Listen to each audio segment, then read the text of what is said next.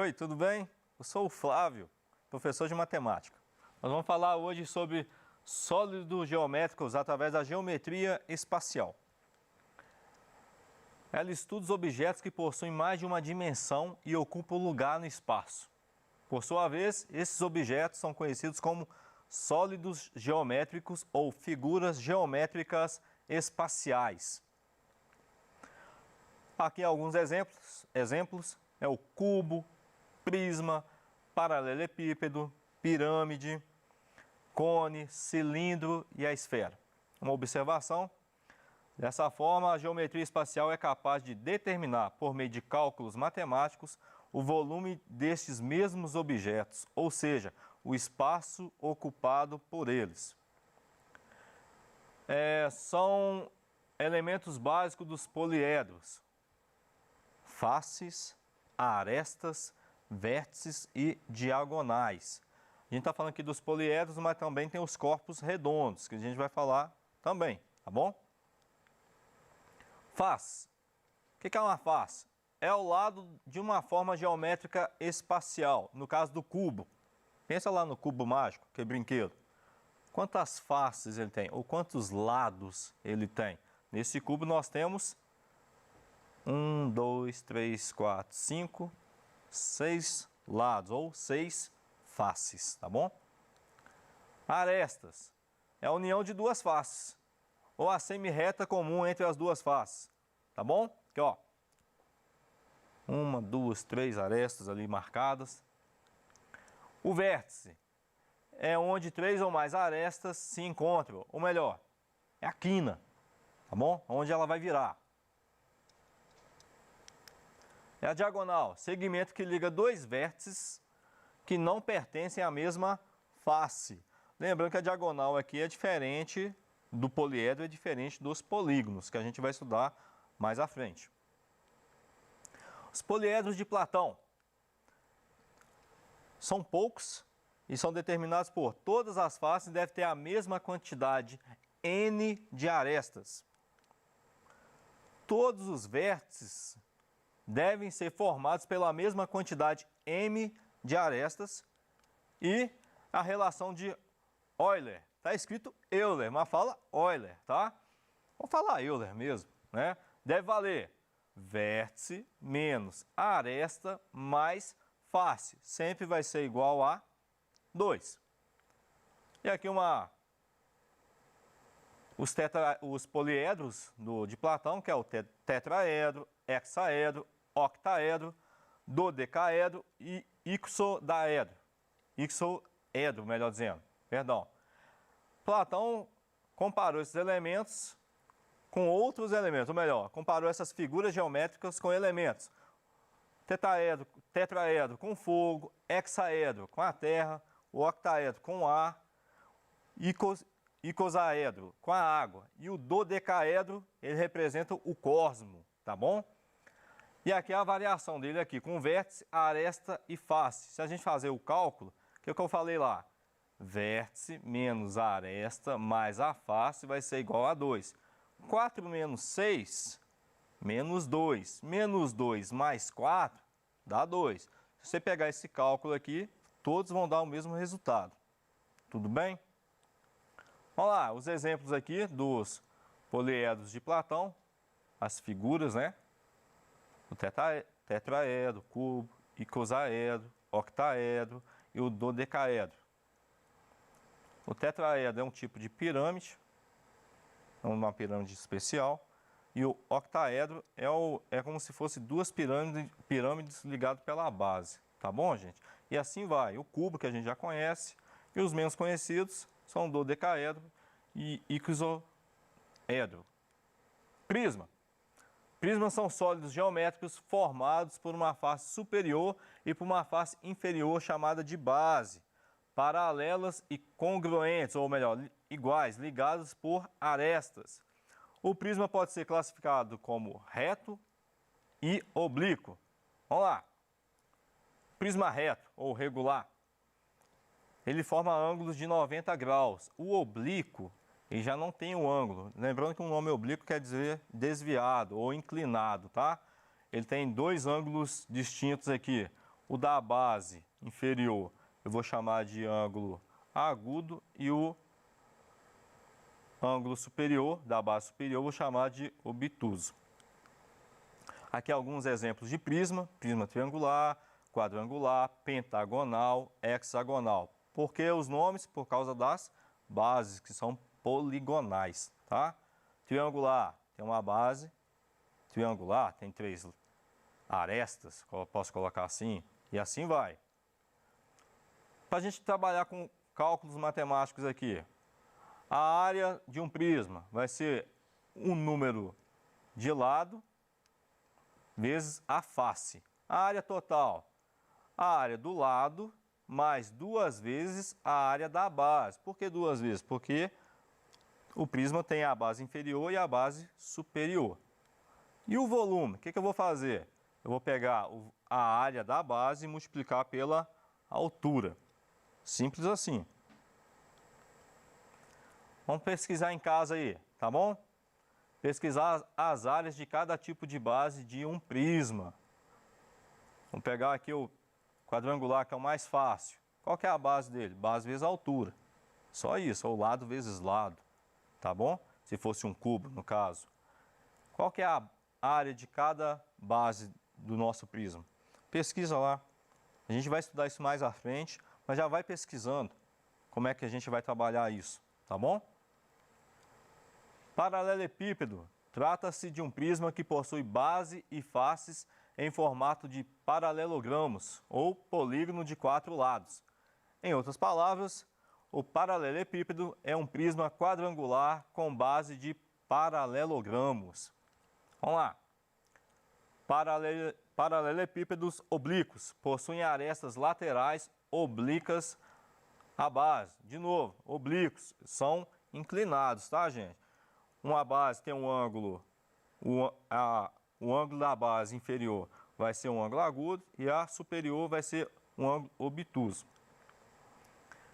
Tem um paralelepípedo reto, possuem arestas laterais perpendiculares à base, ou seja, apresentam ângulos retos de 90 graus.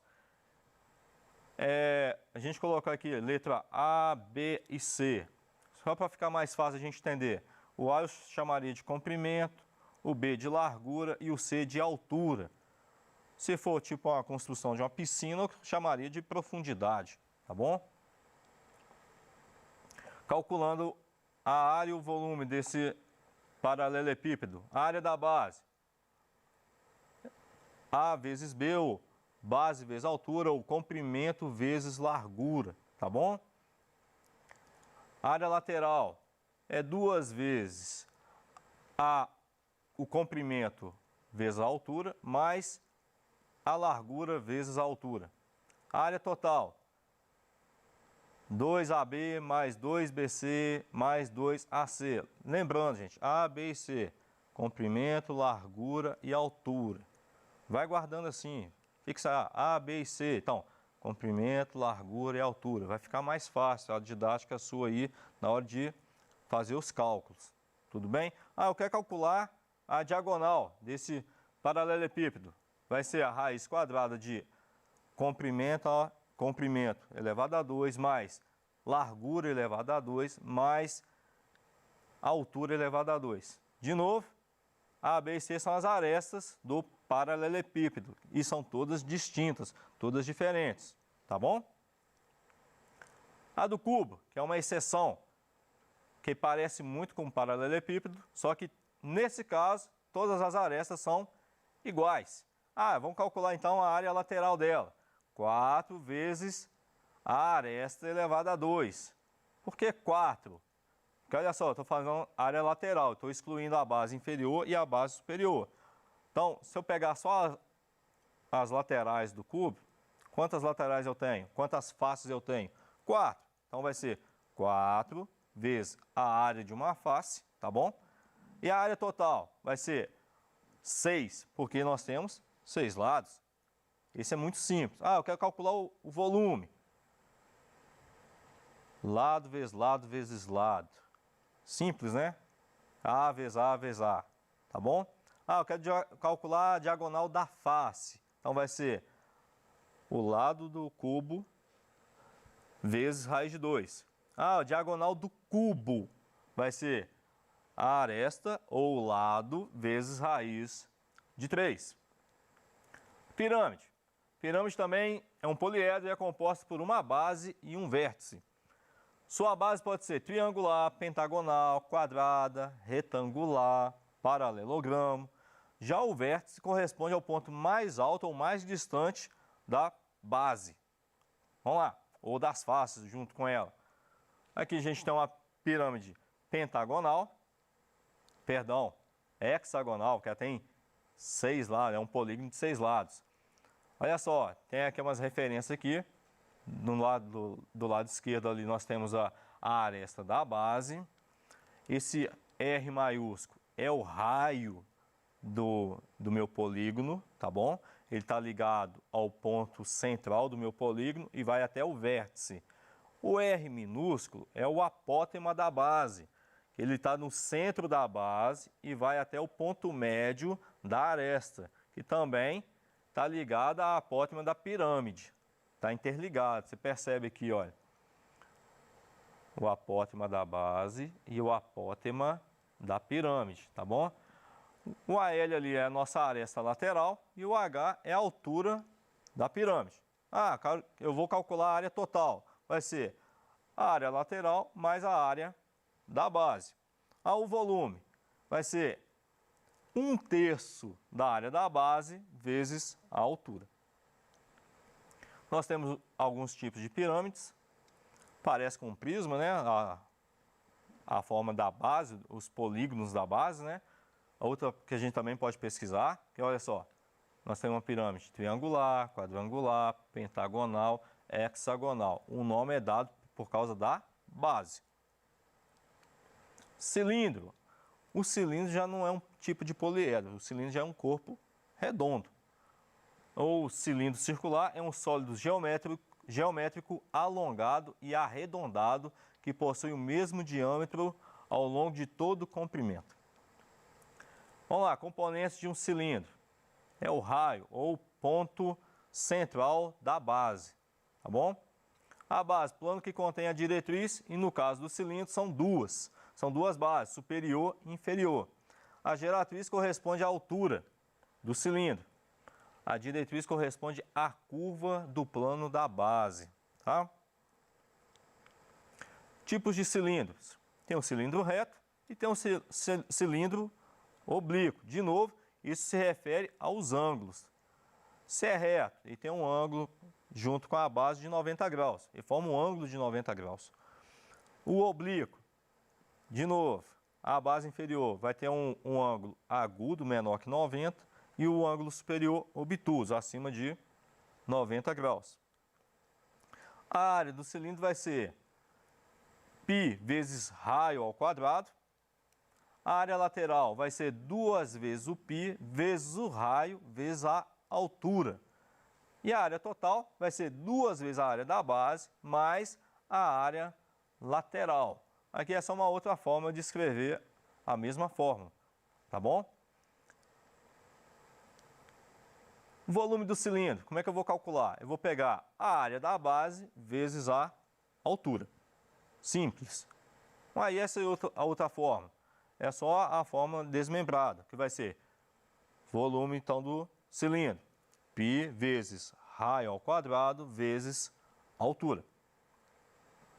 Cone possui uma base circular formada por segmentos de reta que tem uma extremidade num vértice em comum. Além disso, o cone possui a altura h, caracterizada pela distância do vértice do cone ao plano da base. Possui também a denominada geratriz, ou seja, a lateral formada por qualquer segmento que tenha uma extremidade no vértice e a outra na base do cone. Vocês podem reparar que todas as figuras elas acabam tendo um padrão. Elas são retos, formam ângulos retos ou formam ângulos oblíquos, tá bom? A área do cone vai ser π vezes raio ao quadrado. A área lateral, π vezes raio vezes a geratriz. E a área total? π vezes o raio, vezes a soma da geratriz mais o raio. Tá, gente? Ó, não preocupa com a fórmula agora, não. Vamos preocupar em aprender como é que resolve, tá bom? Vamos tentar praticar mais. Pratica mais. Na prática a gente guarda. É igual andar de bicicleta. Começa, leva um tombo e vai levando. Mas tem que treinar. Sem treino não vai dar para desenvolver. Eu preciso que você desenvolva. Eu preciso que você se dedique um pouco mais. Se você gastar 15 minutos a mais por dia, você já vai estar no lucro, ok? Olha o volume do cone. É 1/3 vezes π vezes o raio elevado ao quadrado vezes a altura, tá bom? Esfera, também um corpo redondo, é um sólido geométrico obtido através da rotação do semicírculo em torno de um eixo. É composto por uma superfície fechada na medida que todos os pontos estão equidistantes do centro. Aqui é uma figura de uma esfera. Esse R é o raio, tá? Vamos lá. Área do volume da esfera vai ser 4 vezes π vezes raio ao quadrado. E o volume vai ser 4 vezes π vezes raio elevado a 3 dividido por 3. No caso do volume aqui, está dividido por 3. Nessa forma, ou você divide tudo por 3 ou simplesmente pode dividir o raio ao cubo dividido por 3. Lembrando que π é um número irracional, que vale aproximadamente 3,14.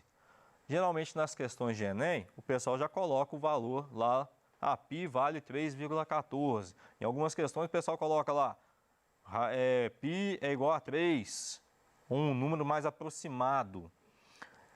Isso vai depender da questão. Se a questão não falar nada, você considera 3,14, tá bom? Se tiver valendo, π é igual a 3, algumas questões acontecem isso. Você considera 3, você não vai inventar de alterar o que está no enunciado das questões. Lê o raciocínio lá da questão, interpreta lá e faz a questão baseada naquilo que está escrito. Bom, esse conteúdo é muito extenso. Então não dá simplesmente você assistir só essa aula e falar assim, não, estou ok para estudar geometria espacial. Você tem que estudar mais, tem que dedicar mais. Igual eu falei, vou guardar essas fórmulas todas. É prática, é prática. A gente tem que praticar mais. Tudo é prática. Mas porque você fala porque você é professor. Não, falo porque é experiência. A gente acaba guardando porque a gente pratica mais. Só isso, a gente não é Superman, não. Então, tudo prático. Dê crédito para você, estude mais, busque mais, se esforce mais. Essa, igual eu falei, é um conteúdo muito extenso, muita fórmula matemática, está interligado com o estudo de polígonos. Então, tem que dedicar. Até a próxima aula. Mais uma vez, esforcem, se dediquem, não preocupa, se, é muita coisa. É muita coisa. Mas às vezes você pode achar um meio, estudando, de abreviar esses estudos. Igual se você estudar paralelepípedos junto com um cubo. Se você entender os dois cálculos, você vai perceber que a diferença é muito pouca, é muito mínima. Então dá para a gente abreviar esse estudo e tirar essa tensão sobre a própria matemática, que a maioria tem. Tá bom? Não coloque isso como empecilho, se esforce um pouquinho, que a gente lá no futuro vai se ver e vai falar assim, valeu a pena. Abraço, até a próxima aula.